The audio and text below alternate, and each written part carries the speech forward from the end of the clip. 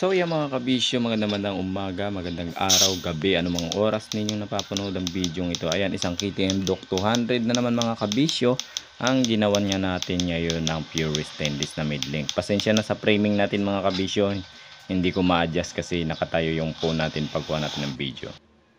At heto na nga mga kabisyo, matapos natin dugtong-dugtongin natin, act-weld natin at phenol weld natin. Ngayon naman mga kabisyo ay ibabapping na natin siya dahil natapos na nga natin siyang i-align doon sa pinaka elbow na galing sa makina papunta doon sa tambutso na gagamitin ni owner. Shoutout pala sa owner nito. Maraming salamat sa tiwala at dito kayo pabalik-balik sa akin. Grupo kasi ito sila mga kabisyo, no? Thank you so much po sa inyo.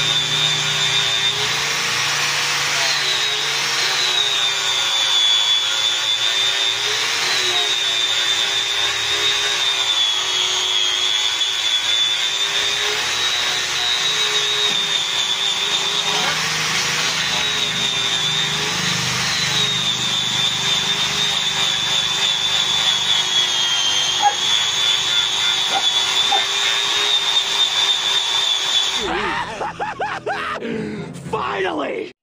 So yun mga kabisyo, ito na nga yung ating mid-length kabisyo ng KTM, no? Dock 390 200 mga kabisyo. So natapos na nga natin siyang bapingin, and then nilagyan na rin natin siya ng lalagyan ng spring para support dito sa ano niya, para hindi umuga-uga, no? So ayan na siya, no? Sound check natin mga kabisyo. Sound check natin.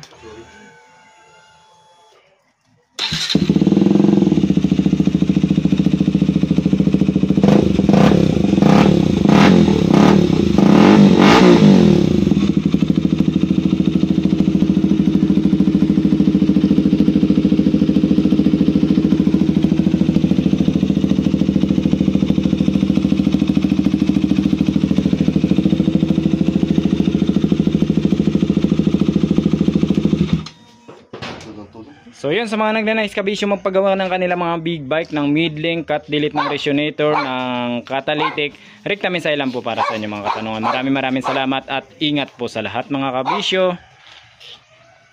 Happy Holy Week pala mga kabisyo sa inyo lahat.